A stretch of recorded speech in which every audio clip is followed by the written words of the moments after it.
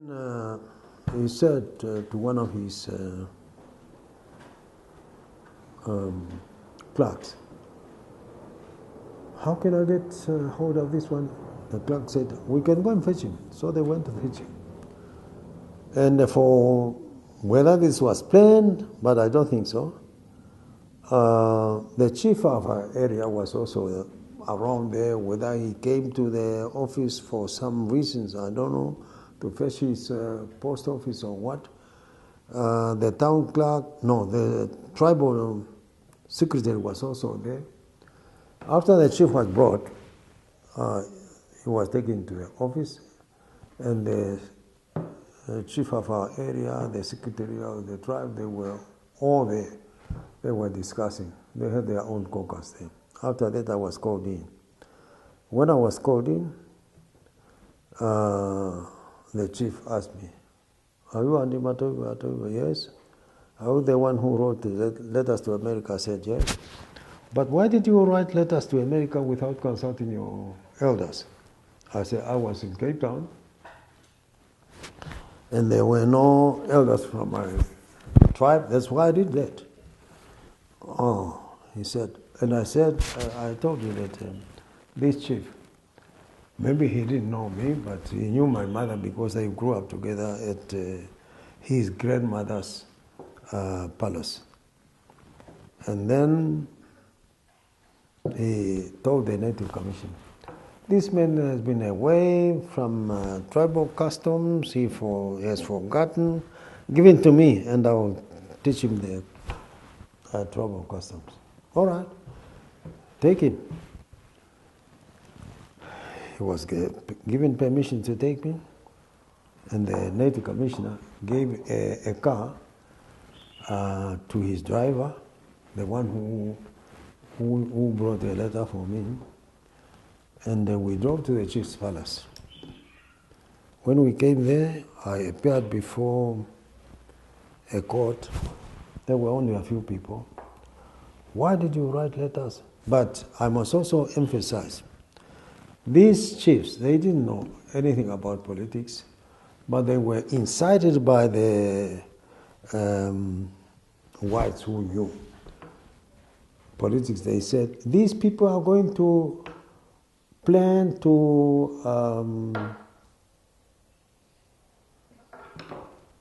take over your places." And nobody wants to lose his bread. Chiefs and headmen told this story.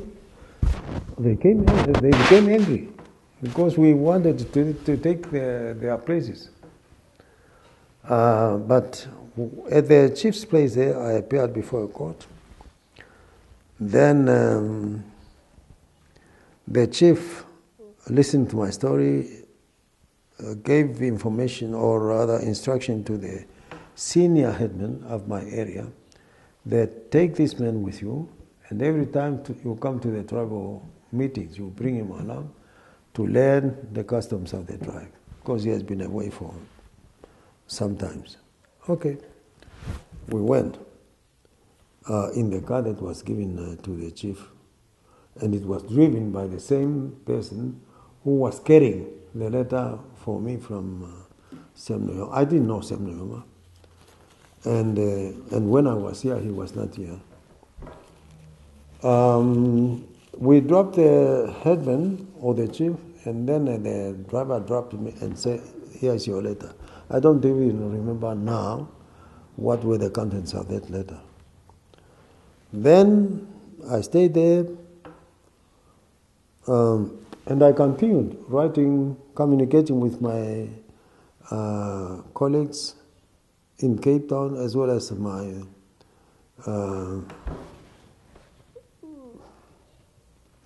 countrymen whom I left behind. But little did I know that these people were observing my mail, what was I doing. And I was also communicating with Professor Kerima. That was from January,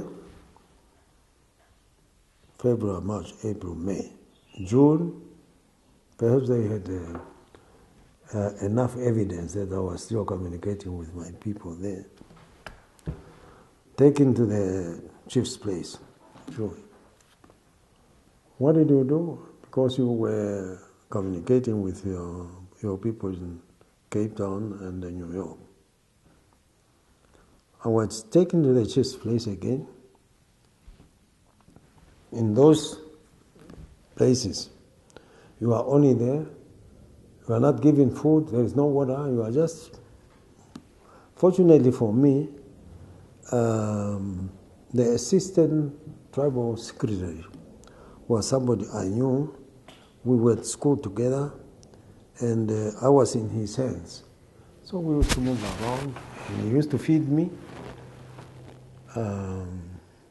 Then, July, August, September, when I asked the permission, because I was busy building my house, I told the chief, the rain is coming, and I want to go and complete my house. He said, all right, go. So I went. I went with my political work as well as my construction of the house. But before, the same time again, the following year, 1960. No, let me also say no before I get to that. The colleagues and friends I left behind, they changed now the name of Ovambo People's Congress to Ovambo People's Organization. And then we mobilized the people, the contract workers and the industrial workers as well as domestic workers. And the response was overwhelming. 1960 now, no, 59, the answer from the population was overwhelming. Everybody was interested. 1959, there came a story now of here in Window. People lived in the old location, and there was a plan to remove them to Katutura, where they are now. And this moving of the people to the Katutura, a combination of that together with the buses, bus fare, as well as the beer hall in the old location. People were defying against these orders. And then December the 10th, 1959, people rose and they said they were not going to move to Katutura, and they were not going to accept the increment of the bus fares, and they struck. The government officials were not happy with the defiance of these people. 11 people, no, yes, 11 people were killed, and others were injured. And it was alleged that Sam Nuyoma, Jacob Kuhangwa, Jarira Tundukodongwidi were the people who were behind that strike. And they were charged. He used to work, Sam Nuyoma used to work, I understand. And then he was given an order to leave this southern part of Oshibelo used to be called police zone. Those people who were not originally born in the police zone, they used to come and work on a contract, but once they discover that you are not originally born here, then they deport you to go and stuff. Even those people who used to go and work on a contract in the mines like CDM factory or fish factories, if they discover that you are born in you are involved in politics, then you are deported. But unfortunately for them, they didn't know that they were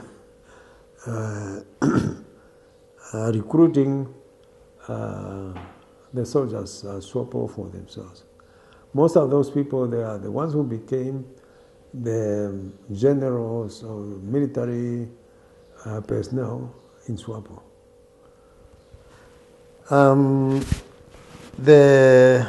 The case, as I understand, it was alleged that the Chief Kutako, Sem Nyoma, they were the instigators of the strike. And they didn't have black lawyers here at that time. But I understand OPO organized Oliver Tambo from Johannesburg to come and defend these people. But as I understand, he was not allowed to defend those people here. He was sent back. Then I think, I don't remember,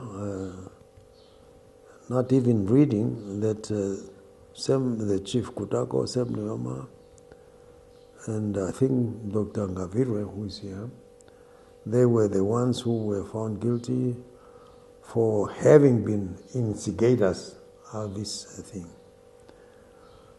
I don't know for how long they were sentenced, but Sem Nyoma was not allowed to work here. But they found a way. I understand there was a Malawian Nazarene, somebody who was working here as a carpenter, and he became an employee. Sem Nyoma became an employee of this Nazarene carpenter under the pretext. For how long he worked for him, I don't know, but it was not very long. Could have been perhaps 3 months, 4 months or so. Then, as I understand, he was sent under the instruction of Chief Kutako to go and represent Swano abroad.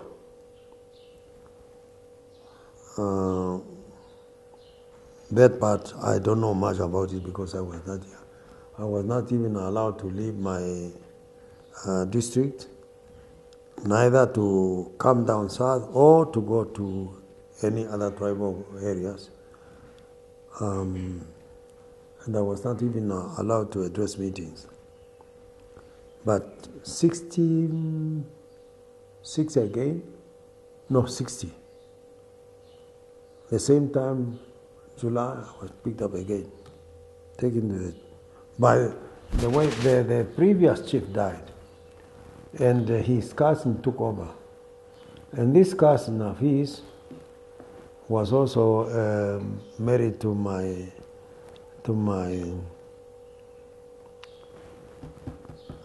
cousin. And we used to mingle there when I was building my business then. We used to mingle with him. And after that, I recruited him to SWAPO. Then when I was arrested, I was taken to him, and he was now on the hot seat. And when we brought to him, he said, well, I don't know what you have done. He kept us there because he was informed that we had a meeting at one of the places. He said, I don't know what we have done, stay there. But that was not only, he is perhaps faulty with the administration, but whenever he was called to the meetings by the Native Commissioner, he sent his senior chiefs. He didn't go there himself. But they had also perhaps a grudge against him. Then we were about 12 or more, but the others were told to go. I and my neighbor were kept there. for about 2 or 3 weeks. Later on, he said, well, I don't know what you have done, but the Native Commissioner said I must fine you 60 rands each, but I'm fining you only 300 rands. I said, well, we don't have money here now. Can you allow us to go and collect the money? Because we realized that being there, we are just wasting our time. He said, all right, go and collect your money. Went to collect the money, brought the money. He said, all right, go back and do your businesses. Right, went back. Then in between, no, that was early 60s, then United Nations Commission for Namibia made several attempts to send committees here to come and interview the people of Southwest Africa, but they were not allowed. Then, somewhere in 62, a commission of United Nations was led by Victor Carpio from Philippines. His deputy was Dr.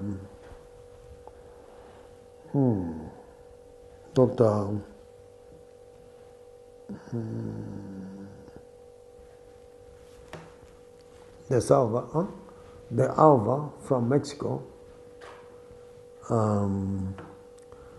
They were allowed to enter Southwest Africa. Came to Windhoek. From Windhoek, they went to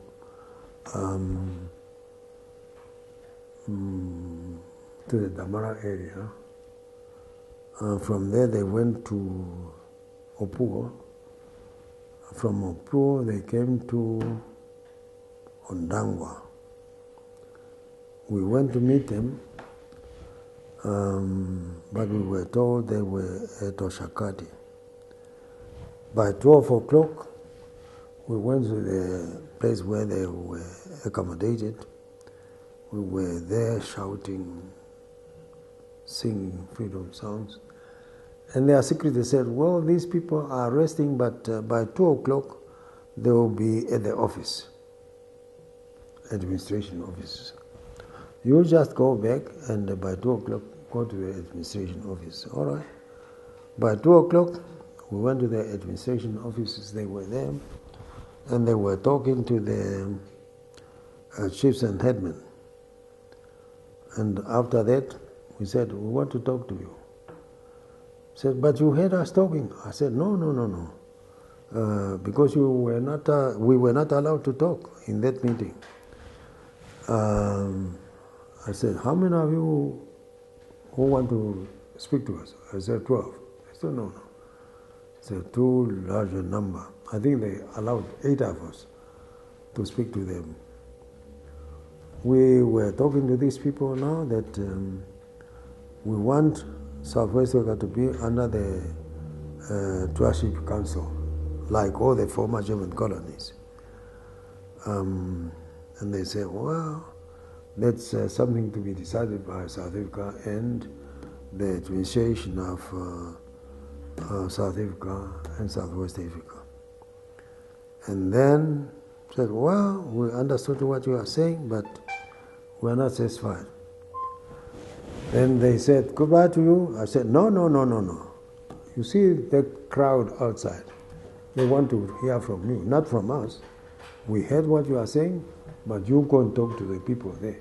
That's the people who were members of SWAPO who came with us. They said, no.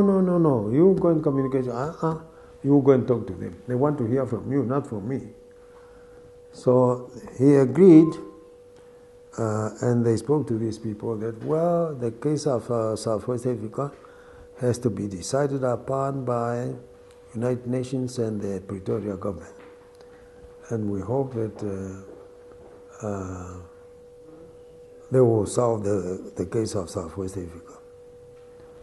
And then he said, Viva South Africa, Viva United Nations. I said, huh?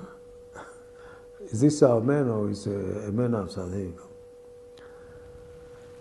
That was Victoria Carpio and the leader of the group, of the committee, and Dr. De Alva from Mexico.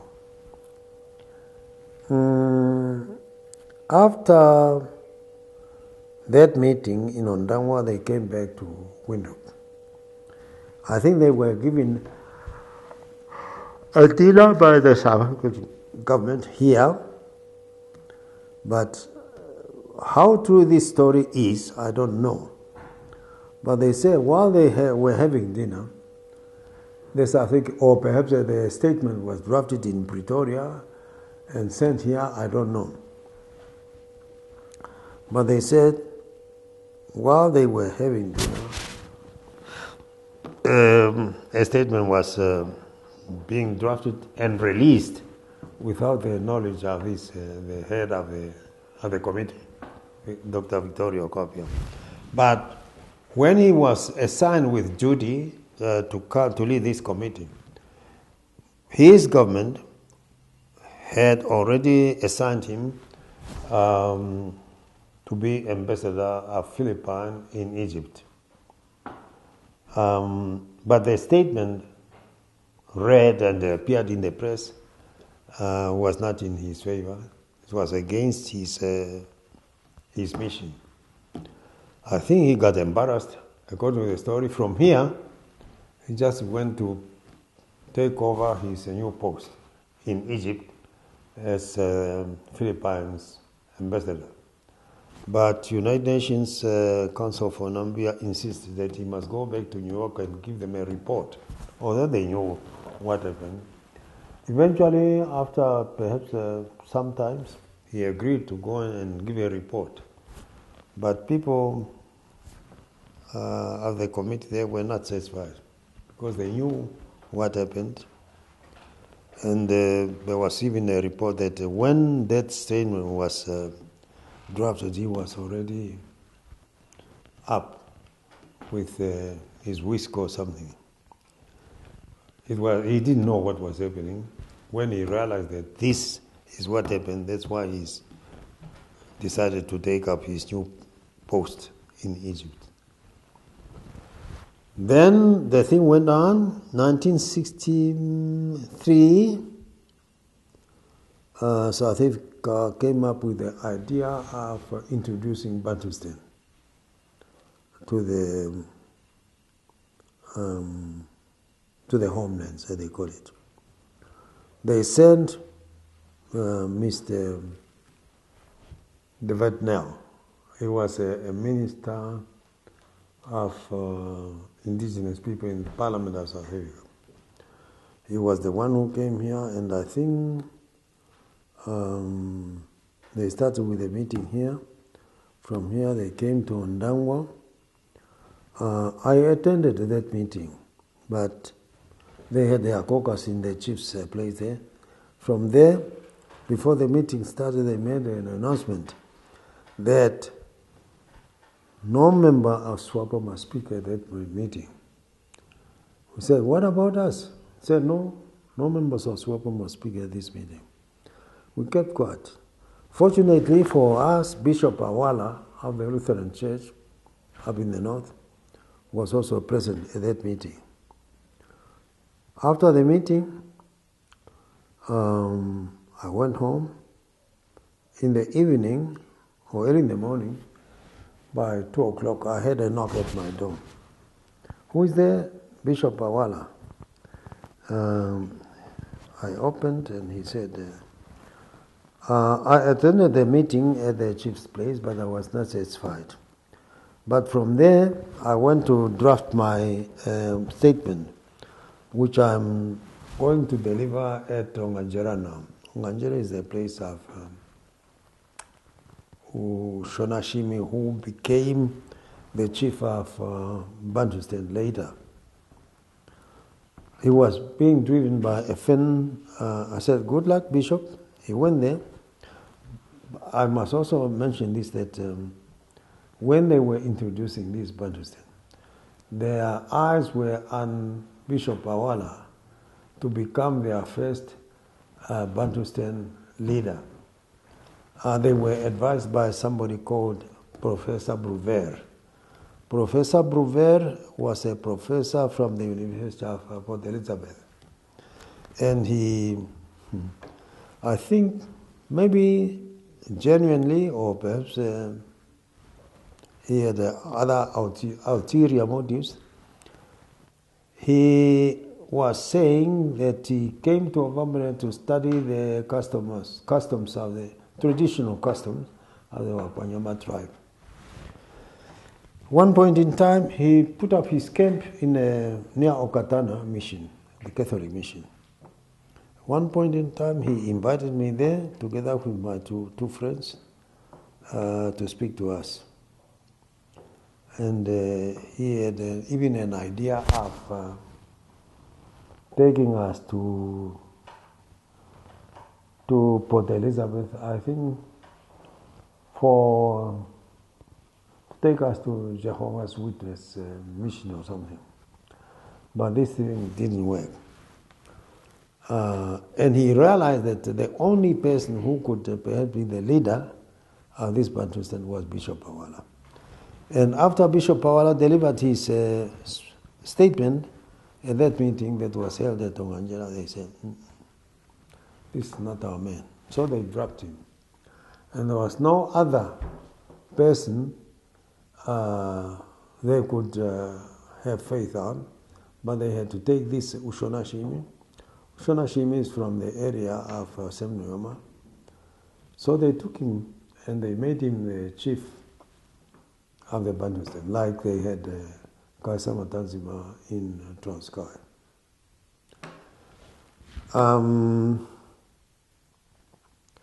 Ushona Shimi hated Swapo. One day, 1964, we had a meeting somewhere up in the north. And the vice president of Swapo now, who lived in Walvis Bay, no, before that, Benamadila, according to him, he got instruction from Swapo abroad to go to the Atlantic Ocean there and see perhaps where the Russians can land weapons. He has never been there before. He came as far as Hondangwa. I had a car. He said, no, I want a car. I want to go to the west there. Gave him a car. He went. For what reason, I didn't know, because that was his top secret. And he went there. After a week, he came back. And he passed on Ongwediva. That was now 66. At Ongwediva, he met the teachers. Erasto Shamena is still alive. Idemangela Shombe is late now. And by then, at that time, the people were waiting to hear the decision of the International Court of Justice, where the case of Southwest Africa was taken to by Ethiopia and Liberia, the only African states who were members of the League of Nations, and they were independent by then. But the case took about 6 months, 6 years, before the decision was given on the 18th of July, 1966. And these teachers, they were eager to know how far the case went. And they told Benamadila that they want to know. Benamadila came to report to me, and I said, well, there was no cellulars in those days, there was no computers, there was no fax machines in those days. We communicated by perhaps a word of mouth or by papers. He informed them that we would be there on a Saturday afternoon, and if they see our car moving around there in the open, they must know that the missing is on. Then we went, Ben and I. We were moving around in the open field there. The students saw our car, and we waited the sunset. After the sunset, the students came, and we were addressing them. For the reasons which I am not quite clear of yet, but the principal of the school at that time told me that he went to the classrooms to see how the students were studying. He only found 4 from Rundu. He asked them, "Where are the others?" According to him, the students were pointing with their lips at the direction where the others went. He informed his deputy, who was a lady, Mother von Chance, and they took their torches, following the footprints of the students, until they came where we were. We just saw the torches among the children. They ran away. But we remained with the 2 teachers, Bena Madila and my 2 colleagues, and the principal, the deputy principal was a lady, Mother von Chance. She was shouting, "Wah, wah, wah, wah, wah, wah, wah. If you don't want us here, we go back to Finland and you'll see what to do with your school." Blah, blah, blah, blah. Until she satisfied herself, then she was going back home. Instead of going to the east, she was going to the west. Erasto Shamena, who was the senior principal, redirected her to the house, and we sat there. Mark Ihamek, who was the principal of the school, Benam Madila, myself, and my 2 friends. And then he was telling us, what happened? Why didn't you inform me? Otherwise things would have gone smoothly. No, we were just informing the children what the progress of the international court. But you should have informed me. If you informed me, then a thing like this would have not happened. Well, we didn't know that you agreed to that meeting. But we ended our meeting on a good understanding. But later on, when I was released in 1984, I went to Finland. I think it was 1985. Then I found this lady was a member of a Finnish Namibian Support Committee with her deputy, with her senior principal. Said, "Well, you didn't want us. Now you are a member of the committee. Well, we forget about the past. Start working." And then we had many supporters in Finland. Then I was now the Secretary General of SWAPO, and I traveled all around mobilizing the support. 1985, I came to the States, and I was supported by the Black American lawyers and Dr. Jerry Horn now. Jerry Horn is a lawyer by profession, and he, at that time, for some time he was a professor at the University of North Carolina. Then he came here twice. He was trying to write my memoir, but I don't know what happened. He never came back at that time, but he took all the materials. For sometimes I've been looking for him, North Carolina. No, he's somewhere in the Caribbean, he's somewhere. until I gave up. But I think perhaps he is still teaching at North Carolina. I don't know. We'll find him when we go back. Do you want us to find him? Now this organization of his, he was the secretary by then. It helped me to extensively mobilize or make the Americans understand our cause. Starting with New York, from New York I went to Washington, from Washington I went to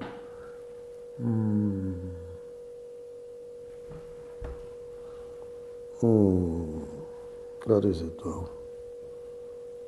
Northwest of Washington. From there I went to Atlanta. From Atlanta I went to Chicago. From Chicago I went to Detroit.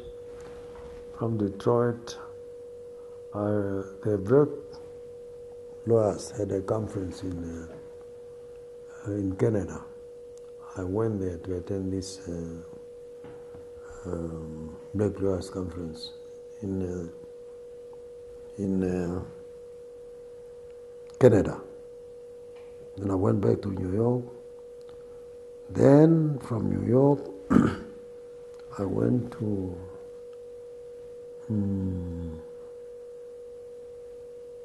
San Francisco. From San Francisco I went to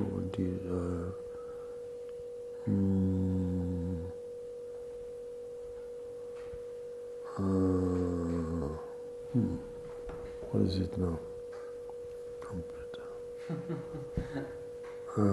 From San Francisco, nearby there. Los Angeles? Los Angeles, yes. Then I went to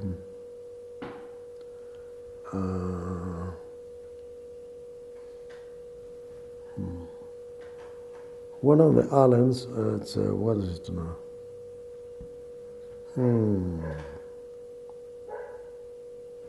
One of the islands in the Atlantic Ocean, together with St. Thomas. Like Grenada? Jamaica? Not Jamaica. It's an American island. Puerto Rico? Huh? American island. It's the Virgin Islands. St. Thomas and Virgin Island. And I was, I ended up there, and I was with the current president of RDP. That's why I can even proudly say I've moved around in America than the Americans themselves. Of course, most of you only know your states. Yeah. Not outside your state, you don't know. When you are being told about Namibia, say, what? Namibia? Nigeria? Libya? Can we jump back now, a little bit? Because you were talking about, there was the court case. You were speaking a little bit about the court case, and then we jumped to the 80s real quick. Which court case? The International ICJ court case. International Court? Yeah, it was about to be decided now. It was no, the International Court of Justice decided against... But that was in '66. Mm-hmm. And we just had jumped to the 80s, briefly. Oh, can we go back to the 60s? My apologies. It was I think you were 1964 or 1965 right now. No, the case was taken there earlier, 1960, by Ethiopia and Liberia. Yeah. And now it was about, I think the only African countries. countries, they were the only ones. Only African countries who were members, who were independent at the time of resolution of League of Nations. Yeah. And then the international decided now in '66. International Court of Justice. It took 6 years. 1966, on the 18th of July, it was decided that Ethiopia and Liberia had no justification to take South Africa to the court. And before the South Africans also came to see me up there in Ondangwa, the lawyer, I think their chief lawyer was Judge de Villiers. They came to see me there, but I didn't know who they were. They were just asking me questions. But as I said, the case went against us and the international public at large. But when the case was taken there, and we were all eager to know the decision of the court, and we hoped that the decision would be in our favor. But when this was decided against us, we realized that although we followed the philosophy of Mahatma Gandhi and Martin Luther King, said, this peaceful means of achieving our independence is not going to work. Let's take up guns and speak to the colonizers in the language they understand. And that's what we did. By then, SWAPO had already some soldiers prepared. Early 65, SWAPO sent inside the country 6 soldiers. Their mission was to mobilize the people about the liberation struggle, and in case if the court case went against us, then we have to take up guns. That was 65. They walked all the way from Tanzania to Namibia. They were 6, and they had, I think, 6 pistols. We were trying to hide them here, there. And the young people were itching, they wanted to fight. And I was urging them, no, we are waiting for the decision of the International Court of Justice. After the International Court of Justice failed, we had no other excuse to prevent these people from going to the bush.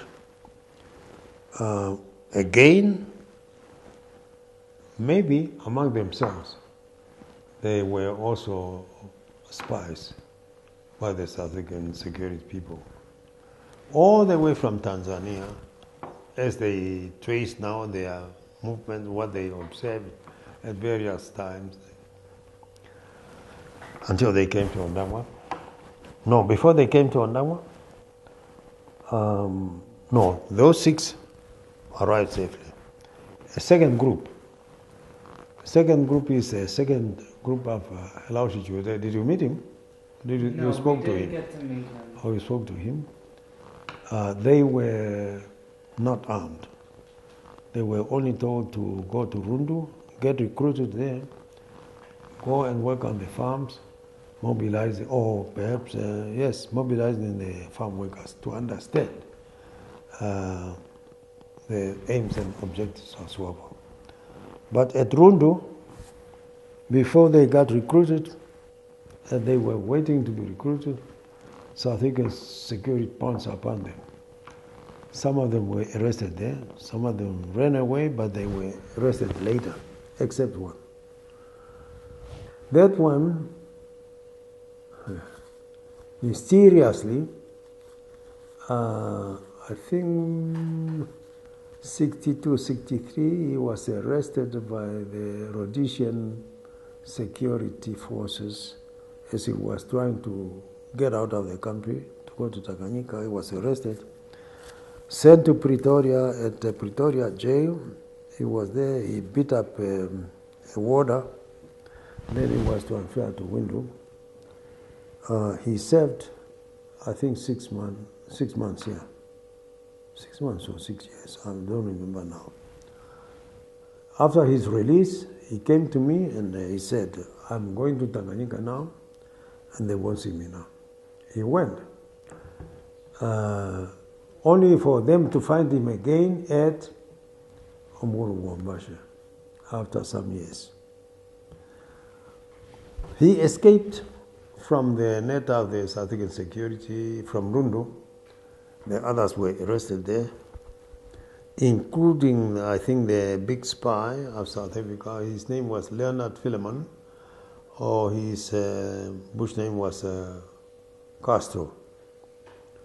And this Castro was deputy commander of Southwest Africa Liberation Army. Then, when he was sent with this group, I don't know exactly what happened, whether he was already working for the South African security or after perhaps being tortured and molested by the South African security, he agreed to work with them. I don't know. But the system was this, that if you go out of the country without authorization, when you come back and they catch you, you have to agree to work with them, and then they let you go, on condition that you go and work for them as a spy amongst your own people. Or else you go to jail for 6 months at that time. And all those people who left the country, or that's South Africa or Southwest Africa, without permission, and they come back and you see them moving around, it's because they have agreed to work with the South African security. But people now, they pretend, no, they let me go. Because they don't know, only those of us who know that this was the system. They cannot just let you go. They say, we want you to wipe up that shit you were talking outside there by working for us, or else you go to jail. This Castro, he was with this group. At Rundu, when the others were arrested, he went to, according to his story, I think they arrested him. They took him perhaps to Pretoria or somewhere where they were working on him, convinced him to work for them, and he agreed. Then he was brought back to Rundu, or before that, yeah. When the others were arrested, there were pastors from Ondangwa who went to do their pastoral work at Rundu. While they were coming back, having their documents fixed at the office there, one of the policemen approached one of the pastors. No, Pastor, we have somebody here from outside, and he's originally from your area, and he has saw several names. And can you help us to identify him? The pastor agreed. And when the policeman went to fetch that soldier of SWAPO, the pastor realized, I agreed to everything. Unfortunately for him, he had his documents fixed. And they left. Rundu, he came straight to me and he reported to me that they were leaving Rundu, and he was approached by a policeman that there was somebody whom they arrested at Rundu, a SWAPO member, and they wanted to the pastor to identify him. But normally when they arrest somebody, it doesn't take so long before that person became before a court of law. But these people were arrested in March. In that March, it was also the same month, Sam Nujoma and the current president, according to the story, had a plane. And they came here with that plane. When they came here, they were arrested at the airport, and they were supposed to arrive at 2 o'clock on a Sunday. But they arrived earlier. When the people went to meet them at 2, they were already in custody, according to the story. As you know, when you are arrested, each one is in his cell. Whatever you are talking there is between you and the security. No, none of you would know what you were telling them. The following day, they were sent back. But as I said, the former president was the commander of the SWAPO Liberation Army, and the current president at that time, he was a representative of SWAPO in Zambia. According to the story we are told, the former president and the vice president, who is Meshach Myongo, who lives in Denmark now, they were the ones who were supposed to come here. But when they arrived in Zambia, this deputy minister developed cold feet. He didn't want to come. And the current president offered himself to come with the former president. That's what we are told. Then they were sent back. And then these people, the second group, of Helaushi Chiwete, arrested in March, April, May, June, July, August, September, August 26. That's when now the South African attacked the camp of SWAPO soldiers at Omuru.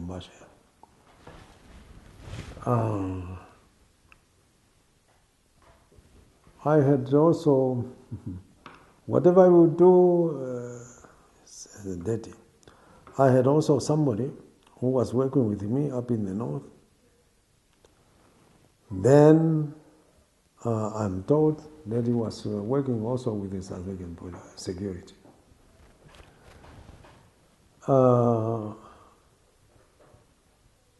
The South African security, I think they had information that there were SWAPO soldiers somewhere at, Hangwena region. They went there, but one of the soldiers from the house stood up and he saw these people coming and he informed the others and they left. When they left, they didn't go to Omuru to go and train there. It's because they were running away from these people.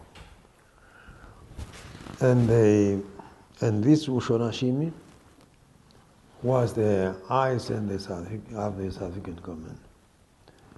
First, they went to his area, and he had perhaps his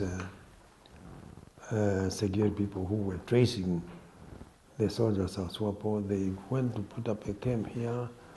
When they realized that somebody is after us, they moved to another area. Then they moved to another area until they ended up at Omuru. This Castro, after perhaps the South African realized that they have trained him enough to go and represent him, when the others were at the Omuru now, he came back to our chairman in Ondangwa, reported himself there. His name was Erastus Mbumba, an elder brother to the Mbumba we have today. And he came there in the evening, early in the morning. Mbumba came to me early in the morning because our homes were closer to each other, and told him that this Leonard Philemon came to him and he said, when the others were arrested, he went back to Zambia to go and report to the organization what happened to the others. He, Erasmus, came to report to me early in the morning. It was still dark. I said, it's still dark. Go back and I'll come to your house when it's light. He left. And when he left, I realized this man may be arrested and we shall lose all the information he has. Let me go and hear what he's saying. So I went there. I found him walking out to go and hide in a Mahango field. He was called back and he told me the story as he told my chairman. And we said, I had some money. I said, yeah, it's your pocket money. Go and hide in the Mahango field. And we'll see you in the afternoon. In the afternoon. He went away for 3 or 4 days, perhaps to go and report to his handlers. Came back. Where have you been? No, I've been just I met a lady there and I was with her at home. But I want you now to arrange for me to go and meet the others. He was telling me now. Okay. I'm going to arrange this trip of yours. I wrote a letter to my contact and I arranged a transport for him for this Leonard. Gave him a letter to deliver to my contact in that part of the world. He went. He arrived there, according to the story, on Wednesday. When he arrived there, at the home of my contact, the 2 commanders from Urumbashi were also there. My contact read the letter, gave it to this Castro. Castro gave it to these commanders of the soldiers. And this commander said, all right, if this is the case, we are going back Thursday to the camp to report to the people. And this Philemon said that he met the South African security in the location, and there was a talk that South African security discovered a camp of swap soldiers in the West.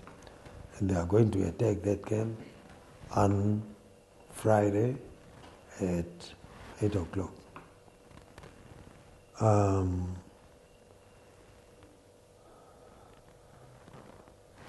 This letter, after the soldiers read this letter, they said they are going to summon the others. Thursday, they went to the camp. They informed the others that tomorrow, Friday, by 7 o'clock, we must start packing and move away from here.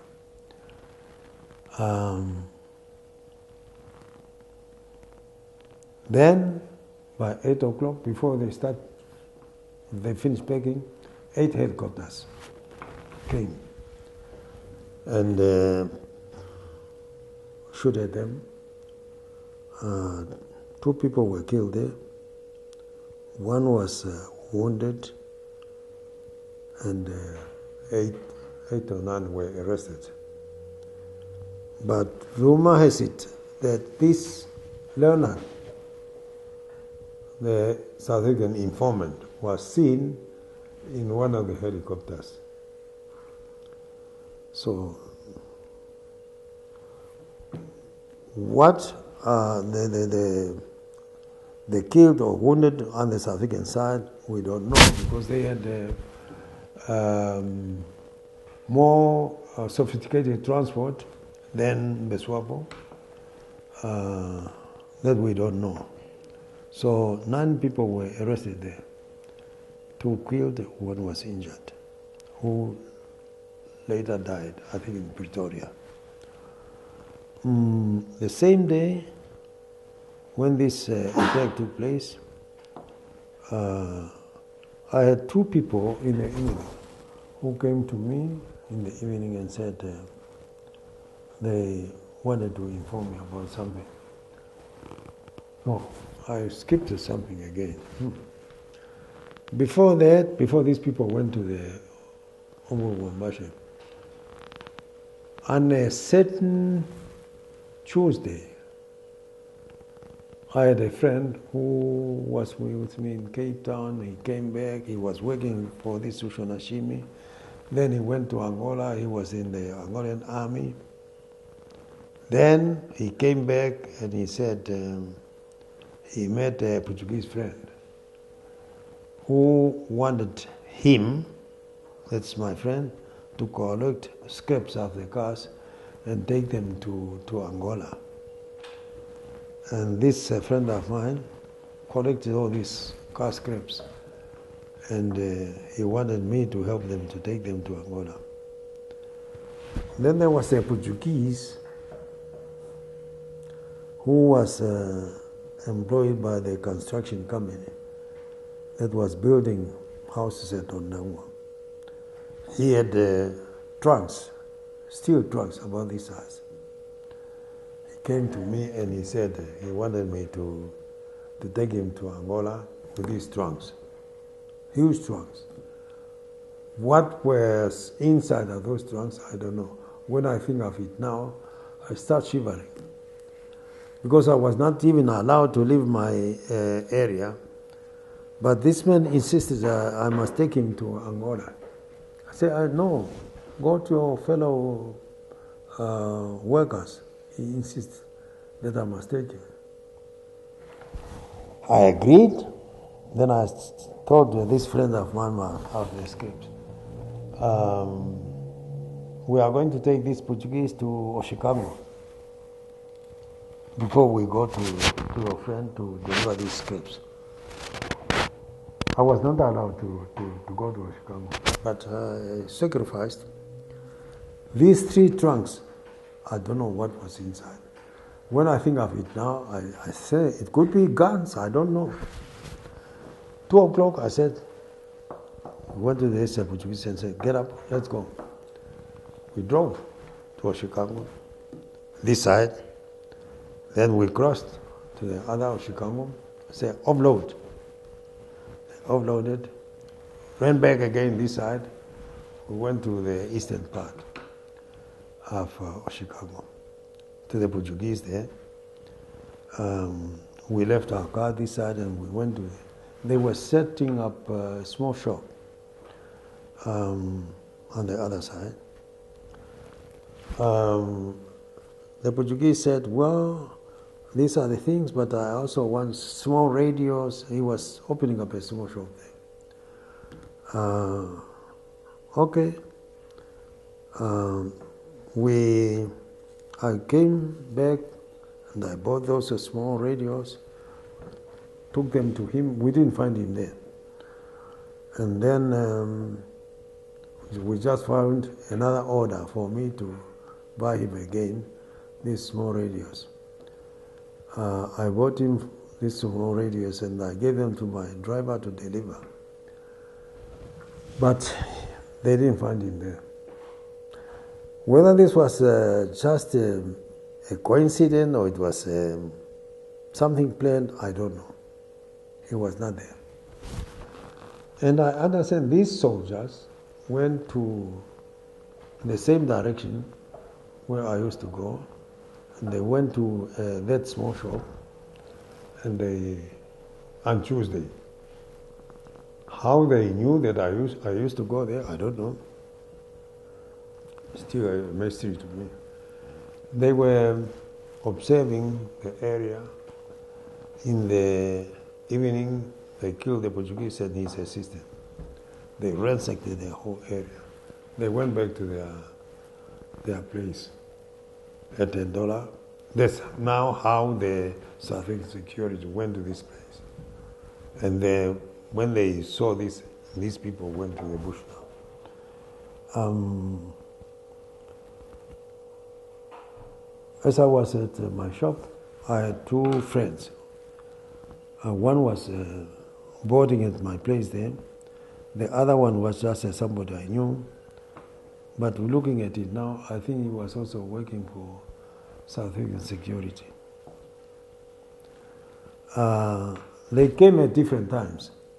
The border came first and said he had his boss, who was a mechanic at the government garage, saying that the South African security have discovered a SWAPO military camp somewhere. And he saw a helicopter coming at the offices, and it was standing there with its back against the room. What they took out from the helicopter, they don't know. While we were talking about this, the other one came.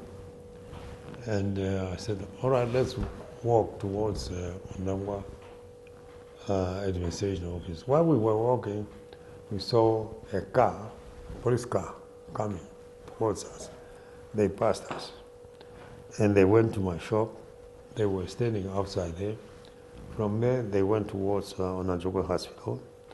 I told one of my friends, the latecomer, follow those people and see where they are going. As I say, you never know these things, whether he was genuine or he was just one of those who were trapping me. He followed them. There were 2 or 3 roads that led to the Onanjokwe Hospital. According to him, when he arrived there, people had already left, and they took another route. We didn't know what were they doing at Onanjokwe. That was on the 8th of. Oh, no. That was on the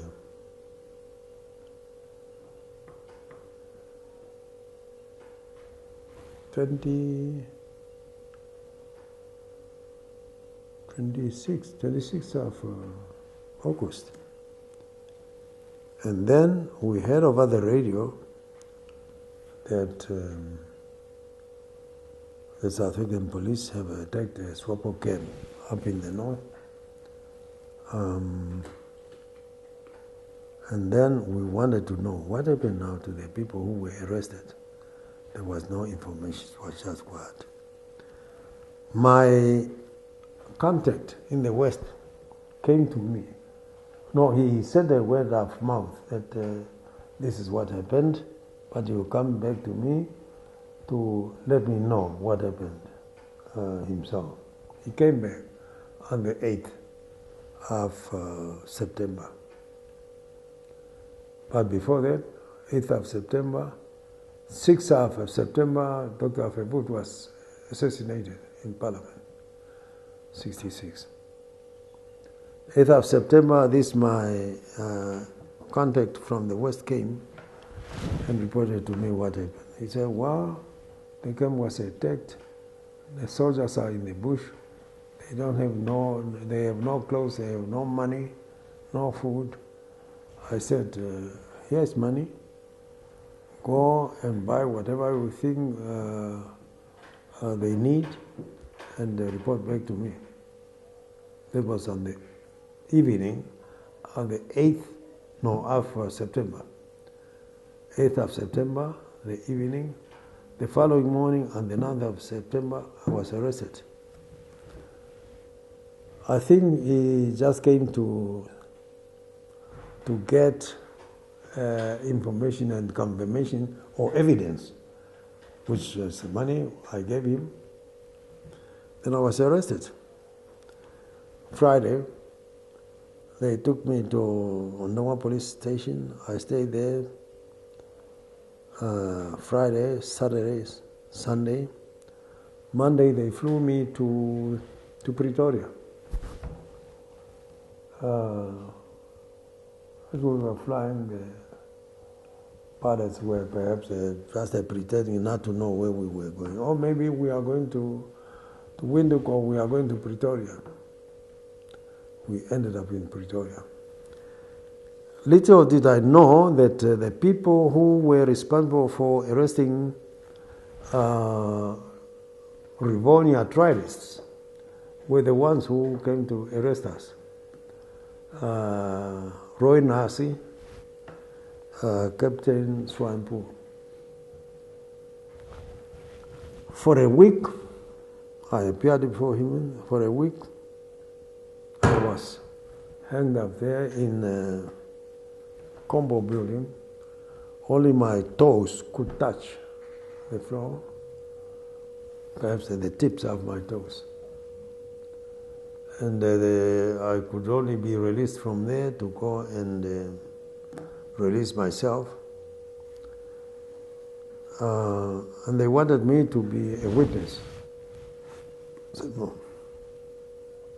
They were telling me that my contact in the West was with them, working with them all along, and he would never appear in that case. And which is true, he never appeared.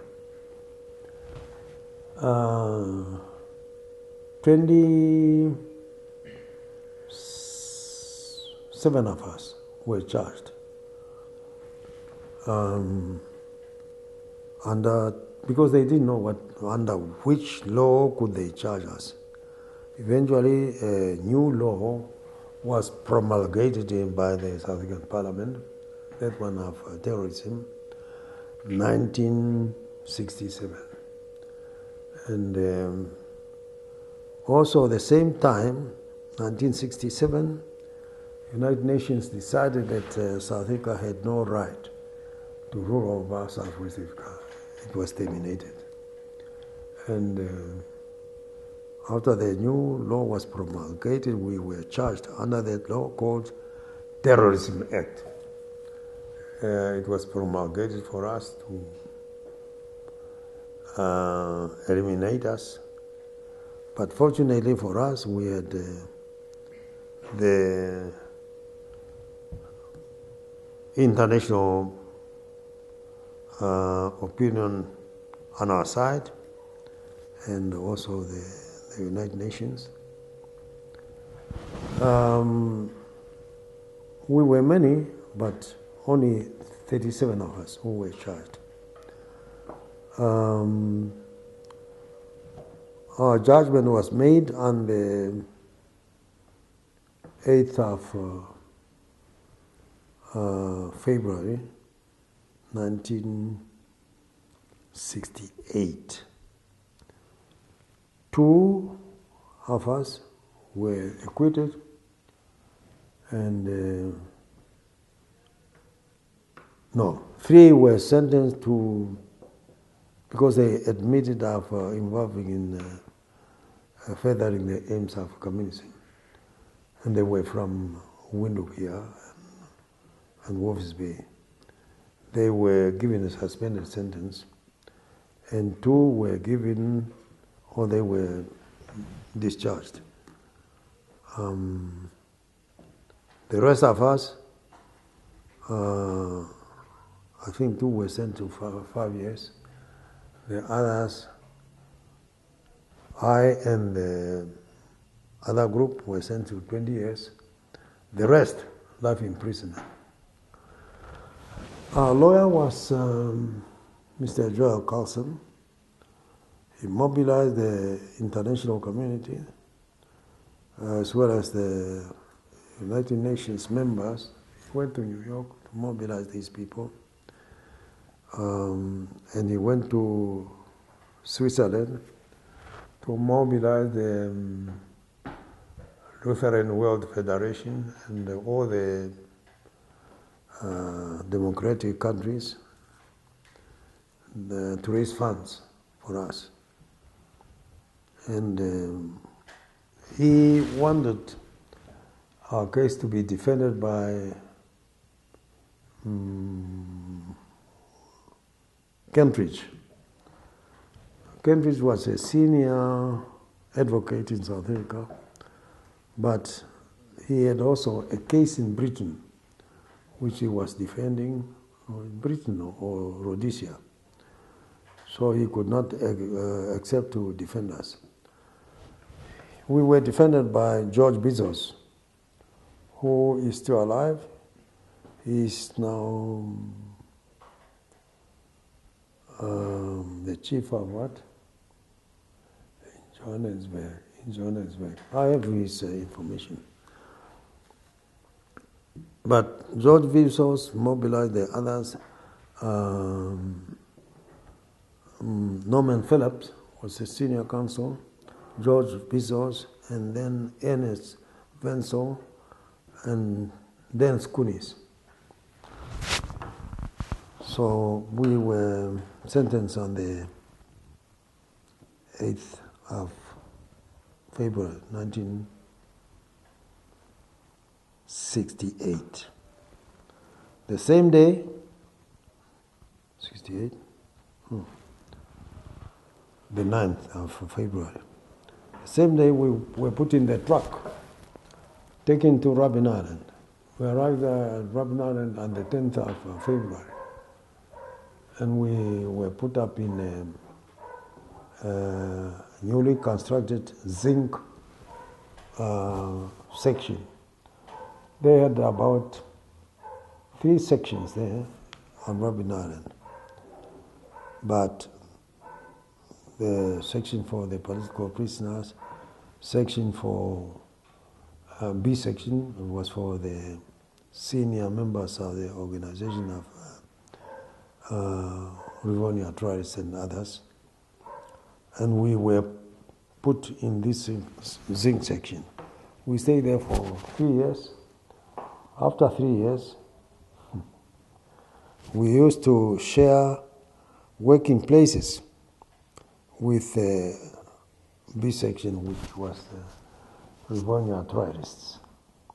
And we opened up channels for communication. As I said, wherever you are in prison or wherever, amongst you yourself, you think that you are with your colleagues. Some of your colleagues are not with you. They are with you physically, but spiritually they are not with you. We realized that we used to share communication with this group of Rivonia, and we also shared working places. We developed a communication system on a truck that used to take us to work. If we had communication with the truck, had this steel with a pipe there. We put the communication there, and we put a sign on that pipe that there is a communication for them there. Similarly, they did the same thing. And we shared work at Lime Quarry. At Lime Quarry, we developed an underground post. We put a sign there, only known by them and us. The one that comes there and look around, there's nothing. The sign is only known by us.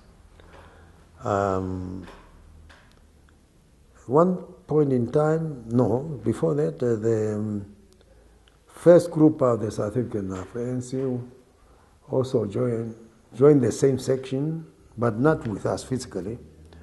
1974, I think, the first group of ANC that was tried under the same law like us. They were in the same section, but they were not with us. We didn't even know. We knew they were there, but who were they? We don't know. How they looked like, we don't know. Then they informed the senior people in the Rivonia Trialists that they wanted to study mathematics. They wanted books of mathematics. And through our communication, we informed the group and they bought books. And they put the books in our underground post office. We retrieved those books. But the problem was now how to pass it on to those people. We didn't know, but we developed a method. Our section is this side, this is a no man's land. But how do we do this to pass the books on there? This is a no man's land. We said one of us must stay in, and he must try to throw those books from our section to there. Unfortunately, he did that, but they fell out no man's land. It was 71. What us discovered the books? Where did they come from? From this side, or from this, or from that side? They didn't know. Unless perhaps they took them to the fingerprints, maybe. Then they realized there is a communication between these people. And also, in jail they have a classification or grading. People are being graded according to alphabetical order A, B, C, D. And they are graded after they have satisfied the board, perhaps that they are good prisoners. The prisoners with the grade B, they had more privileges than all the others. No, grade A. They can write more letters, they can receive more letters, they can buy niceties to make their prison life easier. And B, privileges are those of half of B. And C, privileges, half of B. D, 0. I realized this classification was mainly developed for what we called common law prisoners. And common law prisoners, if they are graded like that, they become part of the system to report whatever is happening among them, their fellow prisoners.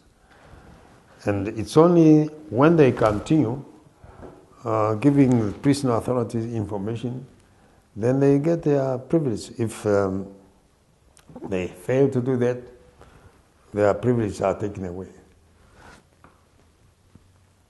For instance, in B section,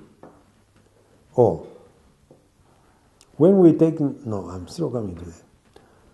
When we were classified like this, I realized that this was only to catch the prisoners to become perhaps eyes and ears of the prison. I don't want to be classified. Whenever we appear there, I just look at them. They greet me, I look at them. Do you have any complaints? I look at them. All right, go. I went. Until for some time, they did this for some time, until they left me alone. They never used to call me to the board again. And I remained at D section, or D, yeah. And I never received more letters or any other privileges. I remained at D until I was released. Now, one day, because we were also eager to know what is taking place in the world, we used to share information from newspapers. Those who want to be in good books are the authorities. They used to trap others so that they can give information to the authorities. At one point in time, I understand in the B section, we had somebody there, a member of PHC, Jeff Tomasemula. He was in juniors. He manufactured master keys. And there was a plan for some prisoner to escape. The key was working perfectly well. On the day of departure of these prisoners, one of them, they don't know who was working for the authority, gave information. These people are going to leave at this time, and the man who has the keys, Jeff Masemula. Prisoners, the authorities came to to search. They found keys on him. It earned him a year and some months in solitary confinement. And for me, we used to go and work. And then one day we went to work, we came back, others were washing. And as they were washing, I was the last to go and wash. And the warder, I think he hated me. He started shouting at me, swearing at me. I said, don't swear at me. He repeated the thing again. I said, don't swear at me. He repeated it again. And then he said, come. He took me to the administration office. And I was carrying illegal parcels on me. I said, while we were waiting people to open the gate there, I realized, he was looking at it. I dropped those things. The others came to collect them. So we went. I stood in front of the office there, and he came with, he came and he started now looking for the jailer. While he was looking for I saw two Afrikaners coming from the other room. Two of them. They stood there. And he came to assault me. I said, if I start returning this thing to him, I will suffer from this. Come, we go. We went. But I also skipped something. On the 28th of May, 1961, we were locked up at 4:30 as usual. Then they went away for half an hour. They came back. They started with B section. They came to the old man Becky's cell. Old man collapsed. Then they came to Jaft Masemula, the one who was the manufacturer of the keys. And they went to Abel Chirane, also of PAC. They put his pennies for, then he was pissing blood for a couple of weeks, fortnight, without a proper document. Youngsters of 17, 18 came to my cell. I was lying down. Wake up, undress, stood against the wall. He didn't do anything to me. I was searching my stuff there. The other one, younger than the other one, came. Stood up against the wall. Said, this doesn't happen to Namibia. He fell down. He went to his seniors under the leadership of Lieutenant Fori, I think his name was Fori. They came, 8 of them with their trenchers, stood up against the wall. Fell down. Get up.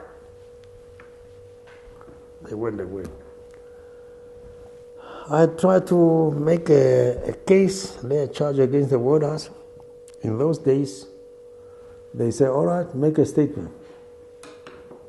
Make a statement. The two of us, Comrade Tuadelene and I, wanted to make against the warders. Say, make a statement. Write a statement. Write a statement, and that statement of yours becomes the statement of the word. He stand against you. For us, nothing came. My colleague, my comrade Tuadelen and others, they stayed there in B section for 6 months. Then they were sent to B section. I stayed in that solitary confinement for a year and some months, from 71 to I think September 72. In that solitary confinement, they give you half an hour exercise in the morning, half an hour exercise in the afternoon. And every morning when they come for inspection, you can hear them shouting there, you must stand at your window with your 3-button jacket buttoned. If one of them is loose, It's another punishment. And you must stand there and greet them. I said, if they don't want to greet me, why should I greet them? When they came to my cell, if I want, I stand there, look at them. If I want, I pretend to be cleaning myself. They go. That was their life in prison.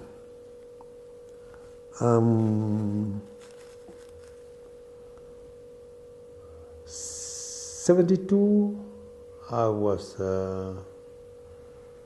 taken from the solitary confinement now and joined the group of B section, that is the Riverina Trialists. And I stayed with them until 1982, when Madiba was transferred to Portsmouth, the mainland in Cape Town. Then he went with Walter Sisulu, Andrew Langeni,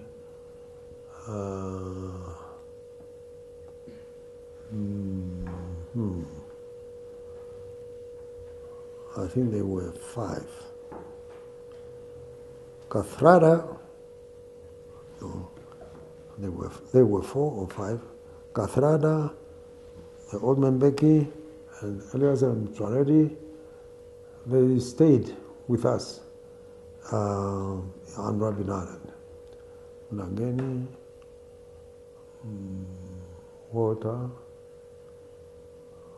Madiba, they joined them. But later on, Kathrada also joined them. But Becky and Twaredi, they stayed on Robben Island. And when I was transferred to Namibia in 1984, I left them there. But perhaps as I read later also, they also joined Madiba.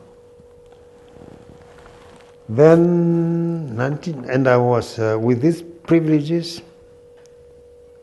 You are not allowed to read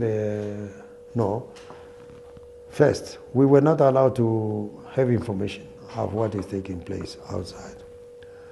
We insisted convincing the International Commission of the Red Cross, which came there first 1974. They had somebody from Zimbabwe, an English-speaking somebody, I forgot his name. But we realized that he was not really a member of the International Red Cross. A team of the real International Commission of the Red Cross came. That was, I think, 72, 73, 74. This group came from Geneva. They were under the leadership of Dr. Mariolan. There's a group now that helped us.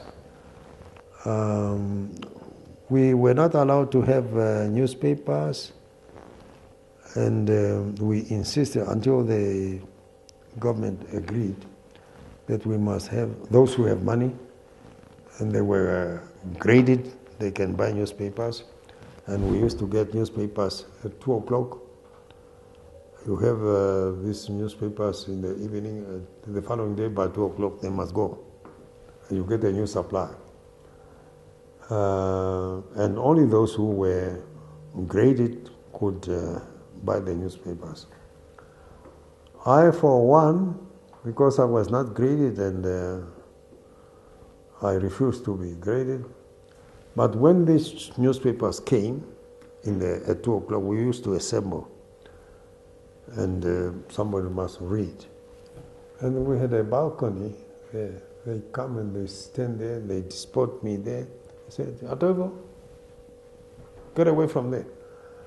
I go and sit somewhere in the corner, and the reader raises his voice. I could still hear what they were saying. Then I had my beard, Say, I must shave. I said, no, I'm not going to shave. The youngsters who came with, these youngsters of June 16, they found my beard, they also started growing beard. They had inspection in jail now.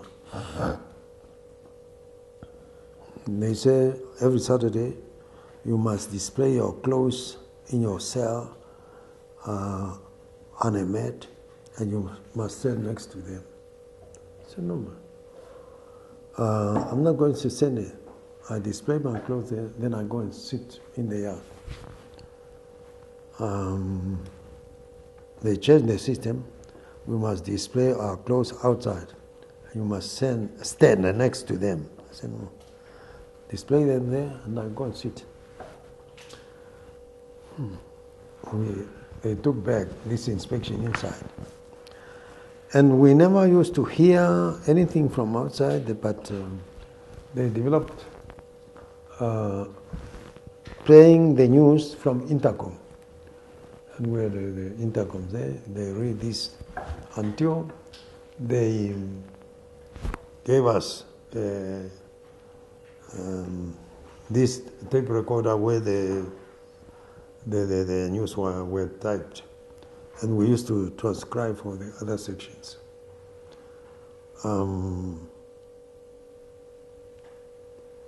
And later on, I think they had now the news read, perhaps from the office, and everybody had the intercom, they were listening.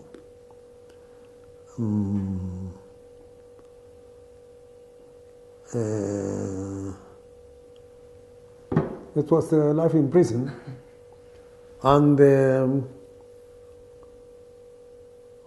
don't remember the exact dates, but it was on a Friday. As I said, I used to steal the newspapers now to read and hear what was taking place. I stole on a Friday morning. I stole these papers, and I was sitting in a friend's cell, reading. The other friends inmates were sitting with me there. And I saw, when I looked through the window, I saw one person passing. One of my inmates said, "Oh, Mrs. Sussman." I said, "Oh, Amba, come, we go out." When I went out, I saw the whole passage was full of members of parliament, mainly from the Nationalist Party. I said, "Come, let's go." I just walked straight to the gate. At the gate, I looked back, I was alone. The others were intercepted by those parliamentarians. They were asking them questions. I went and sit in the yard. While sitting in the yard, a friend of mine came and said, "Let's walk around here." I said, No. Mrs. Sussman is there, I don't want to speak to her. I said, "What's the point? She knows you are here. Every time she comes, she asks for you. She knows you are here." I said, No. Let's walk. I said, No, you go and walk alone. That was Sunday. It was hardly 5 minutes. Somebody else came and said, "Mrs. Sussman wants to speak to you." I said, "My game is up." So I went inside. I greeted her, she greeted me. "Do you have any complaints?" I said, "Yes. I've been complaining to these people that they must transfer us to the prisons of Namibia, and another complaint is that they agreed with the Red Cross that they will give us specs, but they only gave specs to the 7 people, and the rest of us, they said we must buy ourselves." That was on a Friday. All right, I'll take it up. Monday came, they invited the old man Becky to the administration office. They told him that Matanzima, the president of Transkei, wanted to visit him. He said, "No, I don't want a visit by Matanzima." He came back. He was reporting to us what happened there. They called him back again. "You say you don't want to accept a visit by Matanzima?" "Yes." "Sign here." He signed. That was on Monday. Tuesday, passed. Wednesday, they came to my cell. We were locked up as usual. After half an hour, they came to my cell and said, pick up everything of yours. I said, what have I done now? It's because I complained to Mrs. Sussman or what? I picked up. After half an hour, they came back with a wheelbarrow, and they put your stuff in this wheelbarrow. I realized, I'm going somewhere. Give me an opportunity to go and say goodbye to my inmates. They allowed me, hurry up. Went to greet my inmates. They said, push the wheelbarrow. I pushed the wheelbarrow to the section or to the cell where I started with my soldier confinement. What is going on now? Then I realized that they had also some people in this section, in one of the cells. I followed them. They said, no, go back to your cell. After they locked us, I shouted at those people, who are you there? Oh, we are Namibians. Where are we going? We don't know. And who are you? I'm a Namibian. Where are we going? I don't know. The following day, they gave us breakfast, and they handcuffed us on the legs here. The chain goes through the legs of your pants and come here.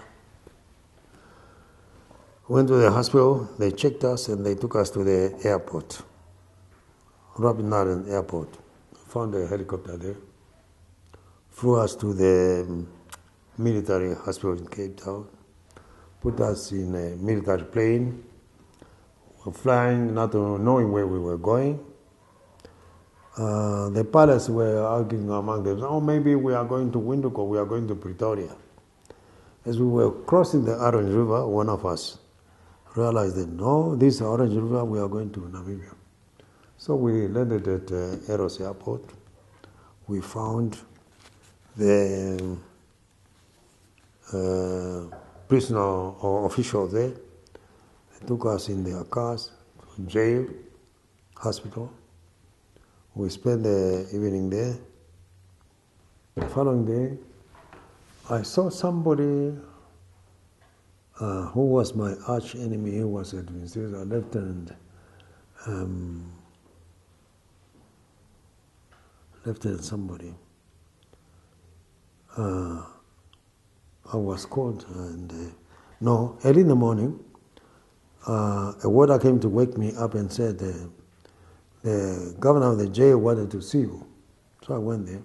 When I went there, I found 3 people sitting.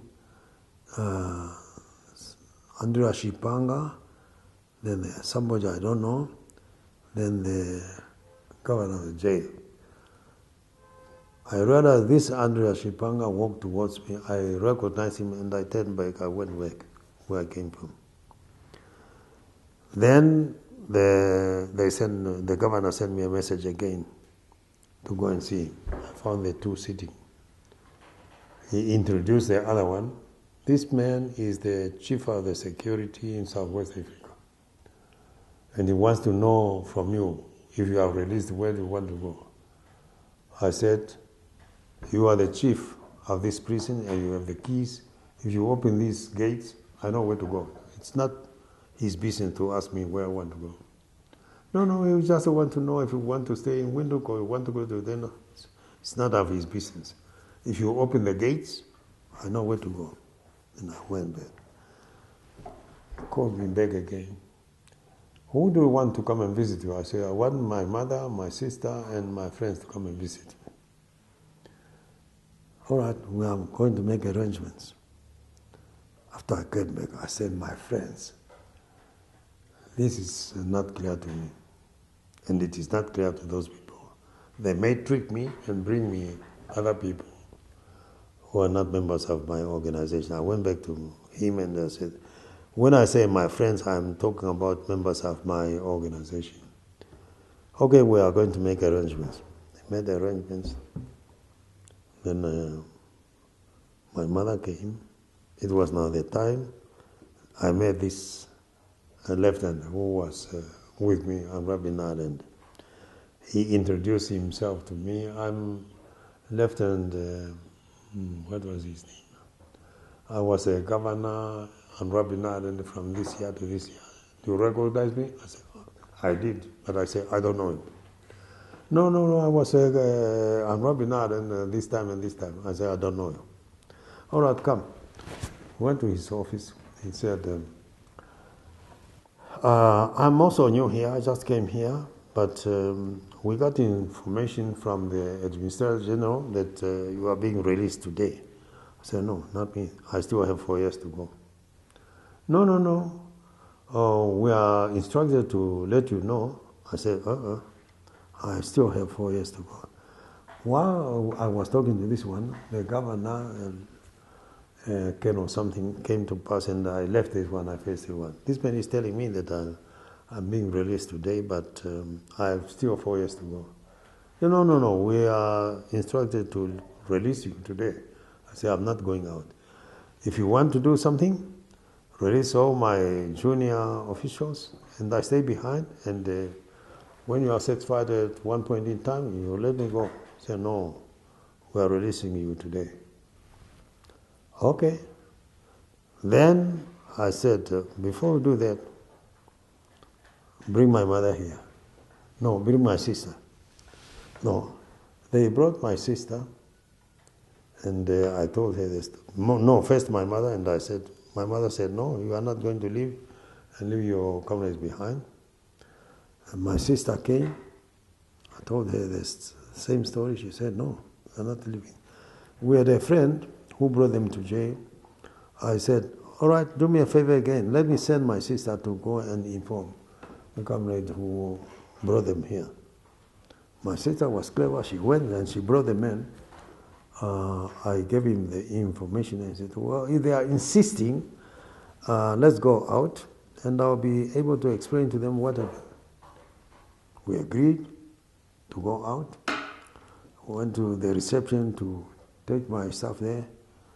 And the governor said, well, goodbye. I said, I'll come back again. He said, no, we don't want you here. That's the end of the story. I was released. Then we went to Comrade Daniel Chongarero's place in the evening. And the comrade who brought my mother and my sister to me, he started now explaining to them. The security people were there. They were listening, they were taking their notes. It was a political speech. After that, I did the same thing. After that, we dispersed. The following day, we went to Nico Bessenger's house. We found my former comrades, Emil Apollos, Salman Mefima. These are the people who were with me in Cape Town.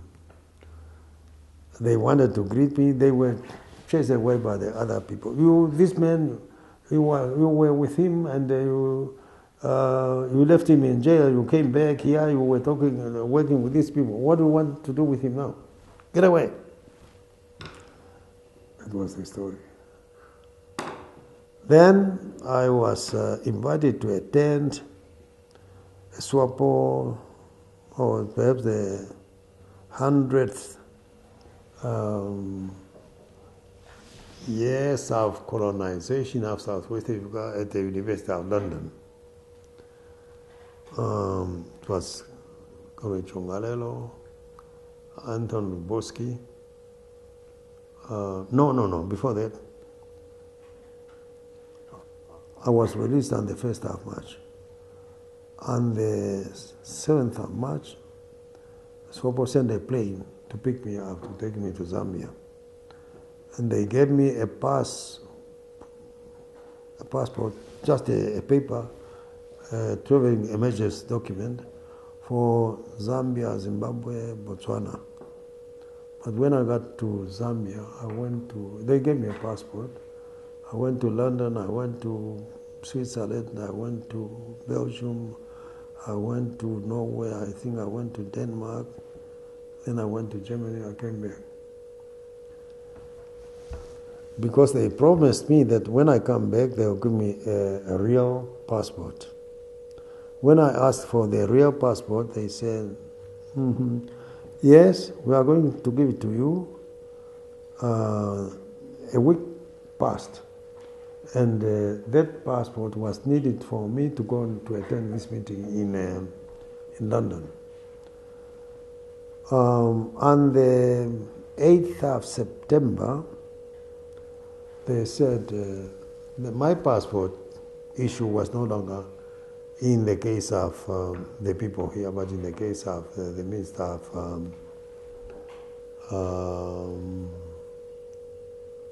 in the case of the minister in South Africa. What they call him, I don't remember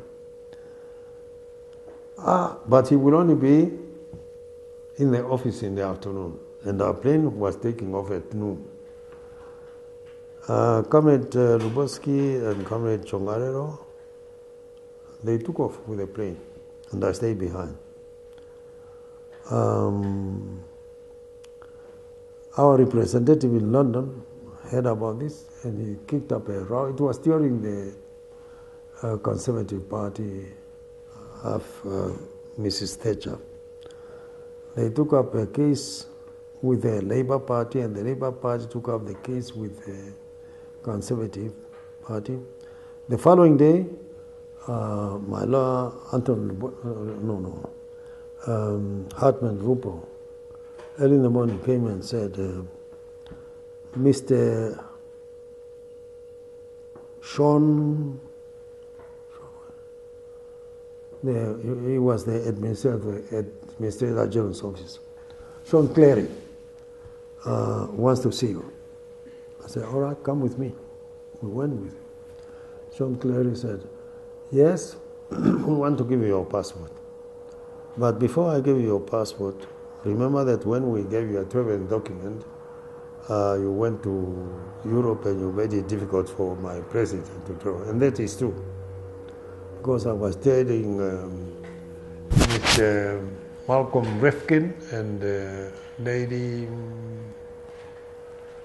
she is knighted now, lady one, that if you allow the president of South Africa to come here, all he wants is to be accepted in the international community, and from here he will go back and continue with his apartheid. No, we want to talk to everybody.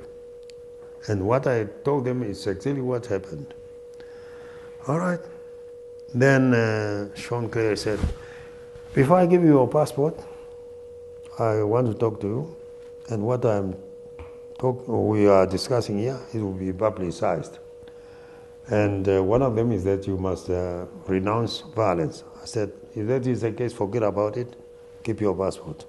No. I want to give you your passport. I said, for me to renounce violence, no, keep your passport. Eventually gave it to me, and I had already my bags packed to go and not to return. Got my passport, attended the 100th years at the University of London. From there, I went to visit Western Europe, ended up in Sweden, came back, Amsterdam, got in the plane, New York, and I stayed abroad for 6 years until I came back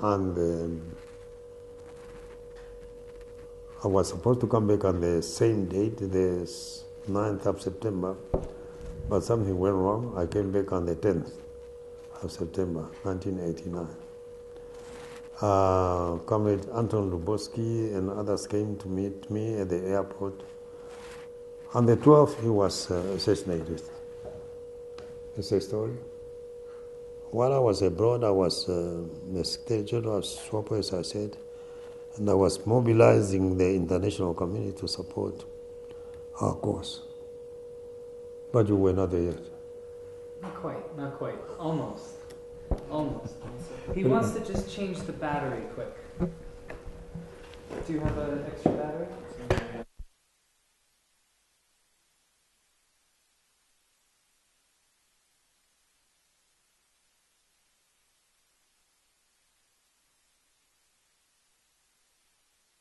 questions about your time as Secretary General, some of the ways that you tried to mobilize this international support.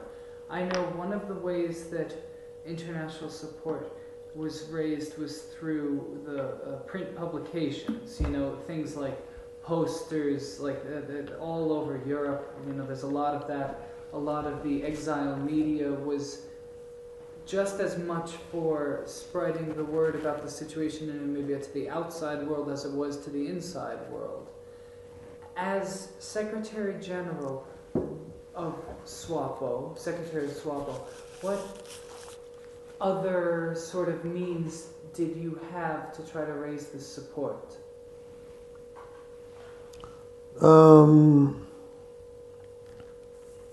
It was very easy. As I said, in America itself, people used to hear SWAPO, SWAPO. What is this SWAPO? They didn't know. What is SWAPO? It was my duty to explain to them what SWAPO was all about, and they didn't even know about Southwest Africa. But we used Namibia. But Libya. When we talk about Namibia, they say, Libya, or perhaps Liberia or Zambia. So I had a duty to explain to them what was Namibia all about, and how did Namibia become a German colony, all that type of things. And it's only by explaining to the people, and even the physical existence of Namibia, where it was. For instance, when I used to travel, I had even a map. I remember I went to one audiences, and I had a map. I hung up a map, and I said, I come from Namibia, and does any of you know where Namibia stands in this map? To my surprise, it was only a little black boy about this side. All the rest were Libya, Liberia, Egypt. A black little boy came here, came and said, yes, Namibia. Yeah, it was not easy, but we succeeded in convincing the people. And some of the people start now understanding the situation and supporting our cause. That was my duty. Yeah. I even attended the meetings organized by the Namibian Committee on United Nations. We had a case in Argentina. United Nations wanted to have a meeting in Argentina, but they wanted now somebody to help them with organizing this meeting in Argentina. But they came up with somebody who is a Nigerian. And this Nigerian was, to my surprise, how it happened, I don't know. He was a student in the Nigerian Navy. But my understanding, the Navy can only be a local person, a citizen of that country. But here is a Nigerian who was a foreigner, and he was in the Argentine Navy. The president of the Council for Namibia wanted to send money so that he can arrange and pay for the hotels and things like that. He said, put it in my personal account. The president said, no. It didn't work. But we had supporters there in Argentina. Eventually, the meeting took place in Argentina. I was there with my assistants. It was in December. The commit went on smoothly and it was over. We were about to leave the hotel in Argentina, and we were supposed to catch our flight from Brazil on a certain day. When we came to pick up our bags were kept by the receptionists because our hotel bills were not paid. When they were supposed to be paid by these Nigerians, said, no, are not leaving.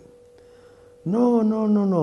We are going to miss our flight. Our flight tomorrow in Brazil is going to leave, and it was also Christmas time.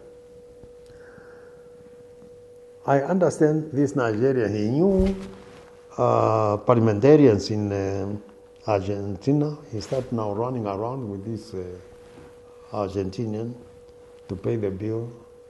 And the following day we were arrested. We arrived in Brazil.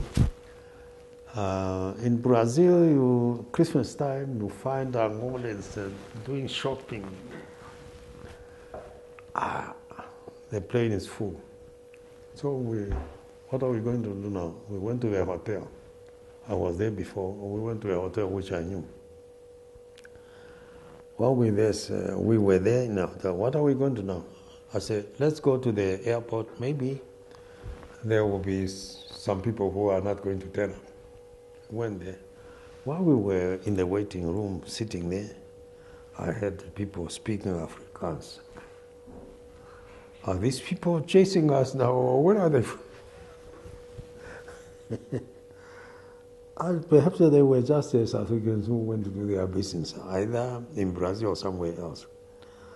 Fortunately for us, when we looked at these luggages of the Angolans, buying for Christmas, we said, I don't know, and we didn't have money. Fortunately for us, we got seats and we arrived in Angola before Christmas. Another time, I was flying from Amsterdam to what is this country of Daniel Ortega? Nicaragua. I flew from Amsterdam. As we were flying, I saw these black people speaking Afrikaans. And these people, I'm running away from the Afrikaners, they are now chasing me again, or what? They were speaking Afrikaans there. Then we landed somewhere, and I heard that these people came from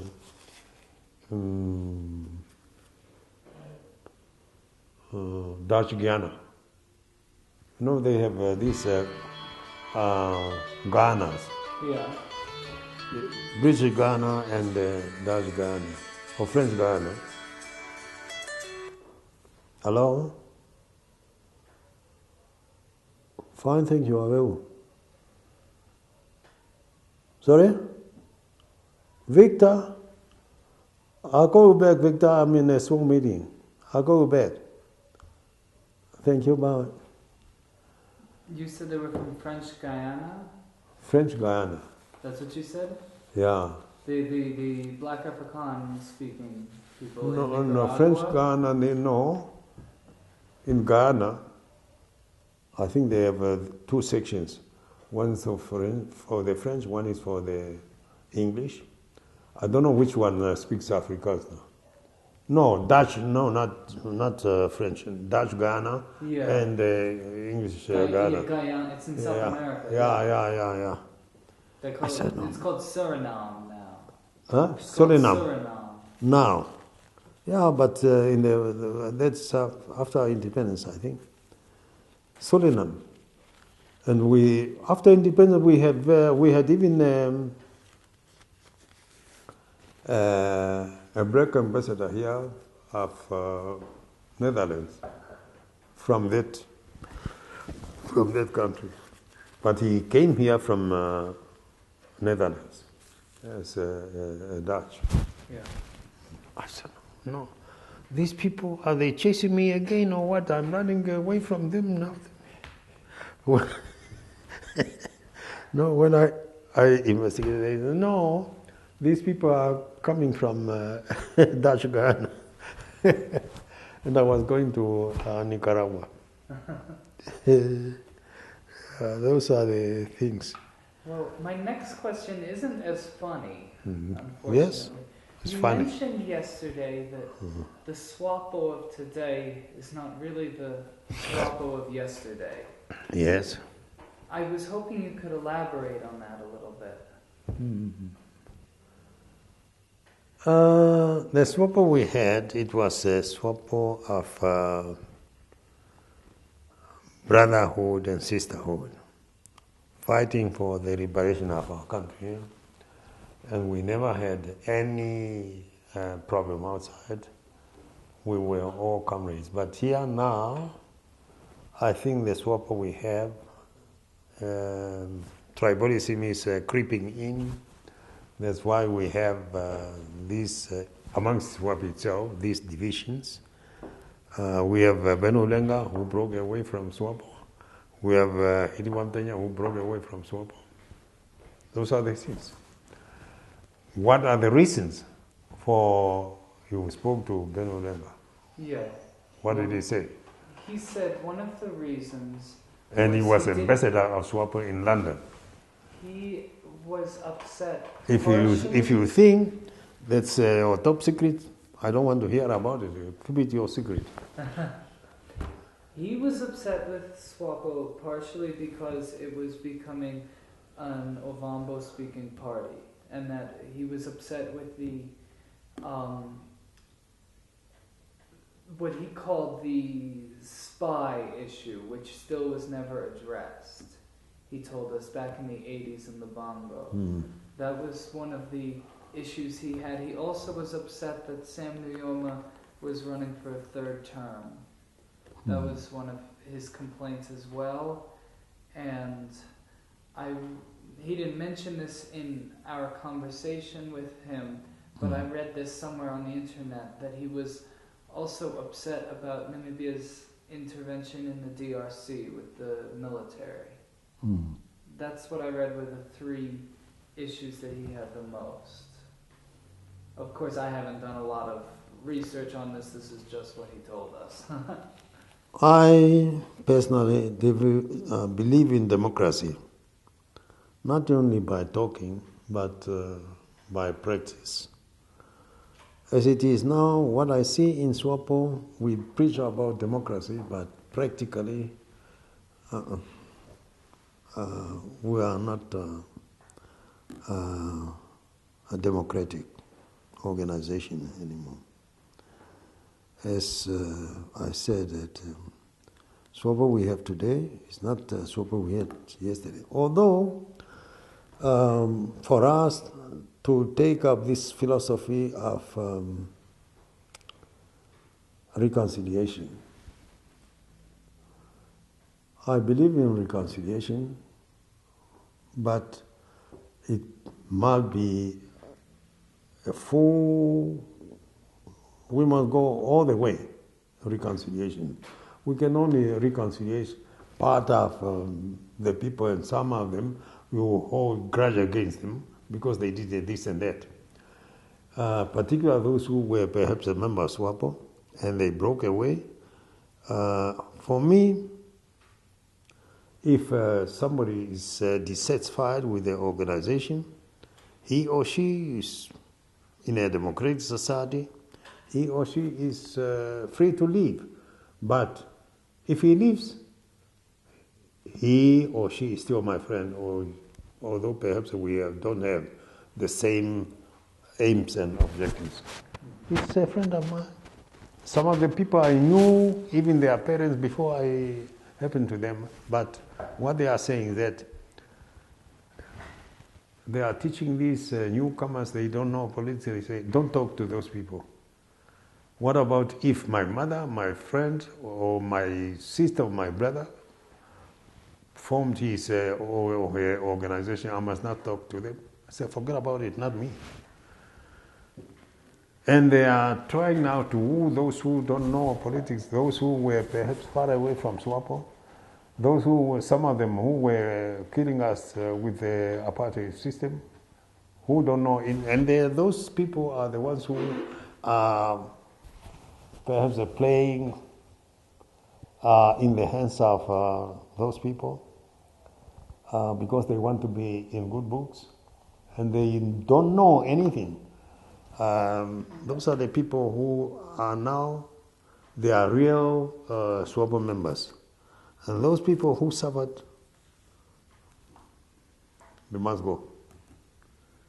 And I think I'm one of them. I'm no longer a member of the police bureau. For what reasons? It's only known by themselves. I don't know.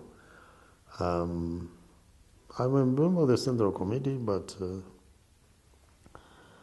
those people who feel that they are the real members of SWAPO now, we talk, but I'm not a good member of SWAPO for them. So, all right. But I'm not, for instance, we had, I was invited to a meeting, and the governor there was a lady here in Windhoek, and I used to hear a story that they were fighting over a place to hold meetings, and because they were allowed by the municipality to have their meetings there on a certain day. Now that place is theirs. Nobody else must be allowed to have a meeting there. It's rubbish. The place belongs to the municipality. You went there and you asked to hold your meetings there, and you had it, and tomorrow morning, or perhaps the next day, another member of society wants us to have his or her meeting there. You cannot say the place, because you were allowed to have your meeting there, the place is yours. No. It's for the municipality. And they say that they are even fighting over the trees. Because somebody hung his flag there on a tree, it becomes his tree. Rubbish. As far as I'm concerned. And I cannot go along with that story that if somebody else who was with me in SWAPO and breaks away, I must not talk to him or to her. Not me.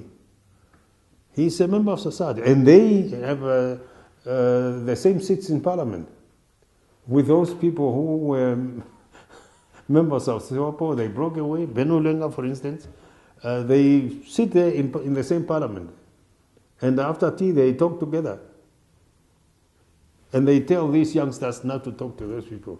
It's rubbish. So what do you think are the... And this thing of Lubango, I don't know.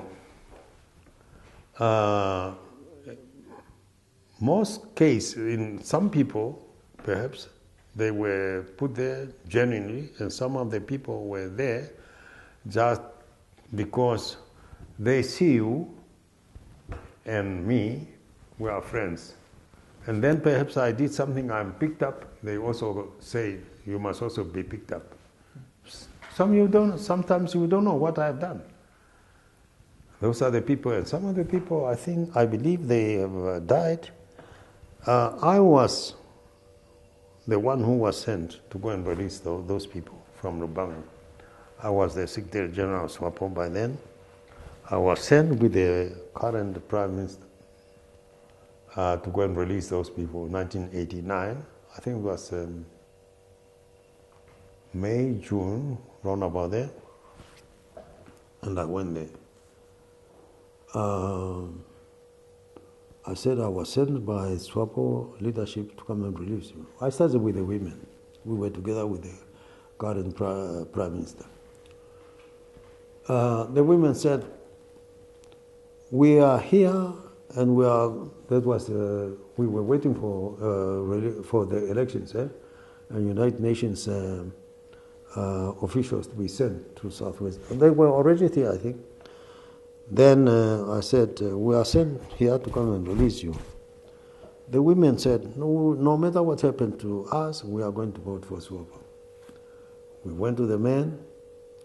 The men, they also agreed. I had somebody there, but when I came there,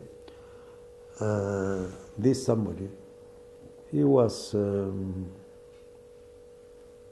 more or less my nephew, because his mother was taken care of by my mother. And this man came to me and whispered to me and said, we are all prisoners here, but we are 9 here. We don't go along with the other group. Okay? We are SWAPO, and we are not go along with the ideas of the rest of the group. He was whispering to me, okay. The following day, we went there, and according to what I picked up, when we left, somebody else called Solomon Awala, they gave him a nickname, Jesus, went back to his people and said, if you go and vote for other, he went there with a camera and vote for other people, we are going to let you suffer. So the following day we went there in the company of a colonel from Ireland.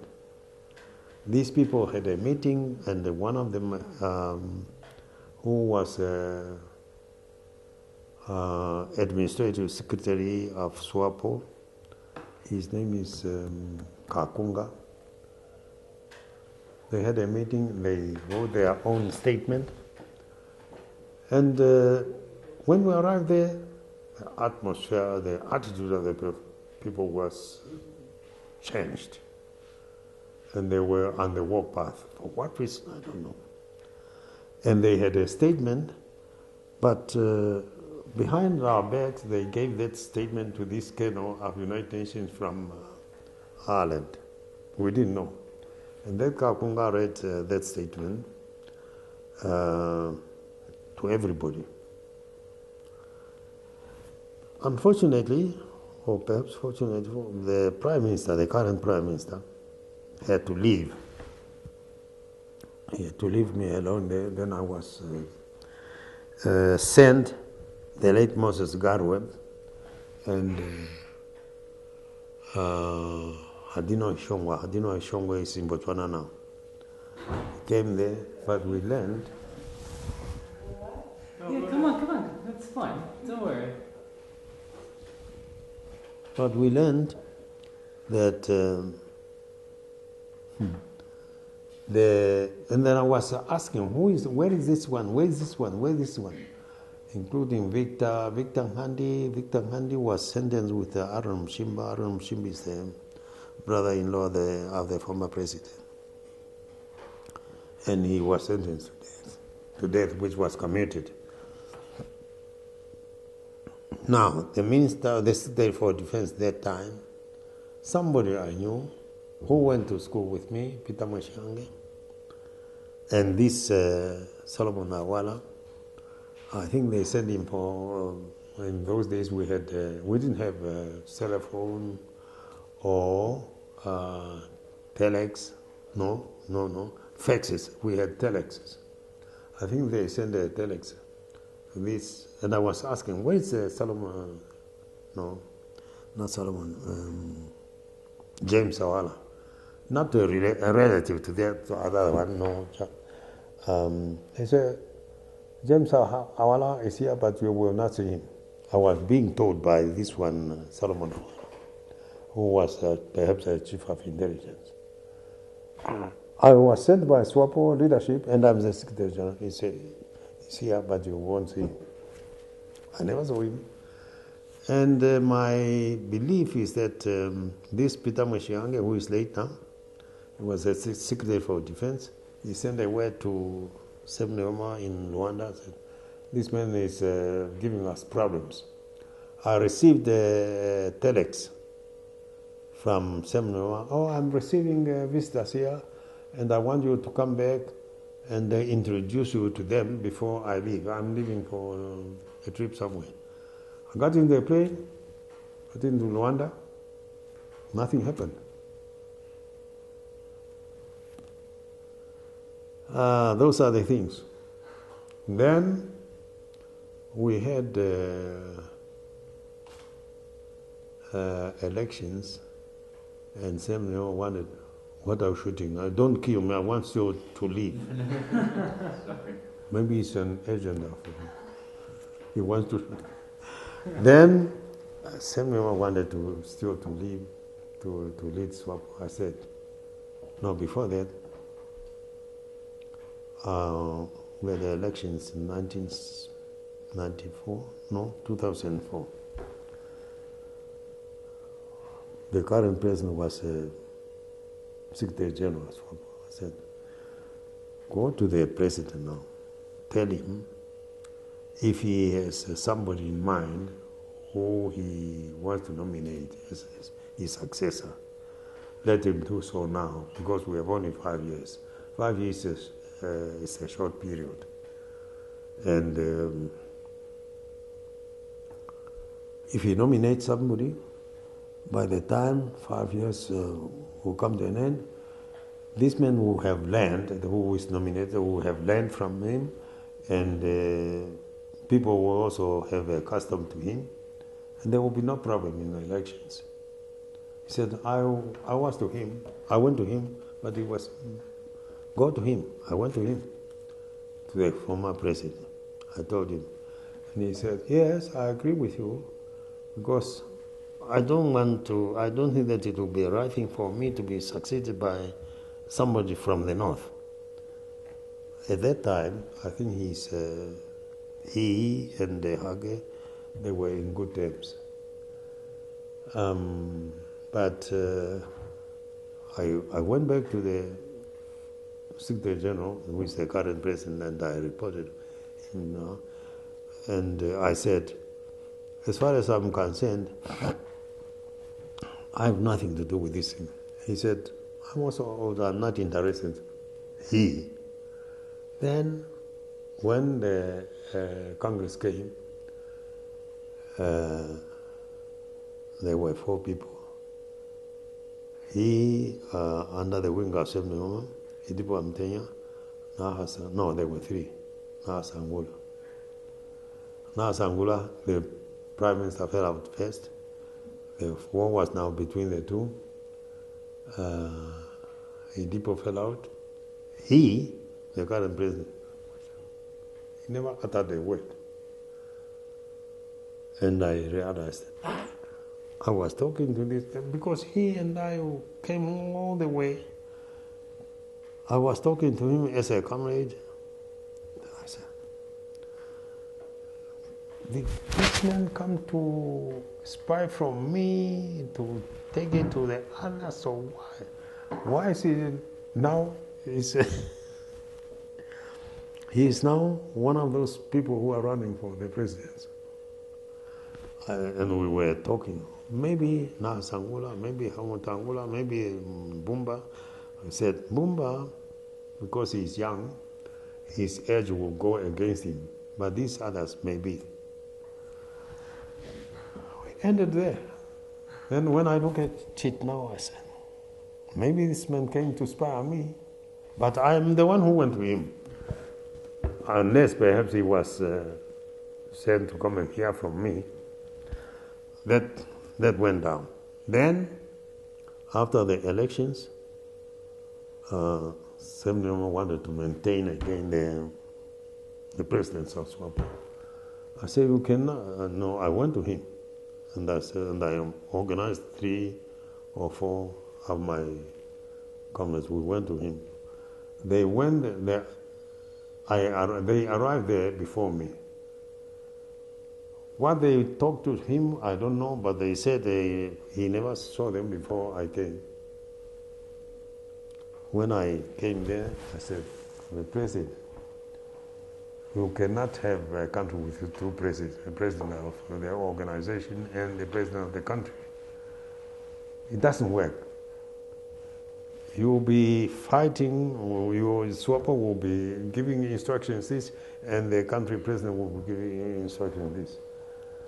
From there, he didn't agree. But eventually, he gave up. But I think from there, he felt that this man is going to give me problems. So, it seems like Sam Nujoma never really wanted to leave. he didn't want to leave. At all. No, he didn't. He didn't. Because He didn't. That's why, even now people say, the current president is just a remote control.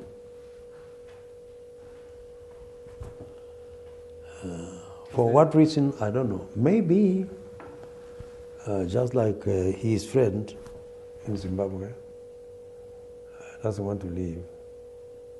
Maybe they have fear of what they have done in the past will haunt them, and even people, if somebody comes there who is that is a puppet,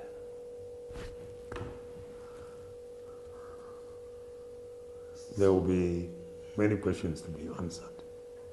So what do you think is then the best step to, I'd say, fix SWAPO? What do you think? Is it train the younger generation? Is it, what do you think it is? Young generations, well, let them take over, but in my view, they are spoiled. They are already spoiled. And I don't know. I was even proposing earlier after independence, that Southwest Africa People's Organization, the name must change. And they say, oh no, the public don't want the name to change.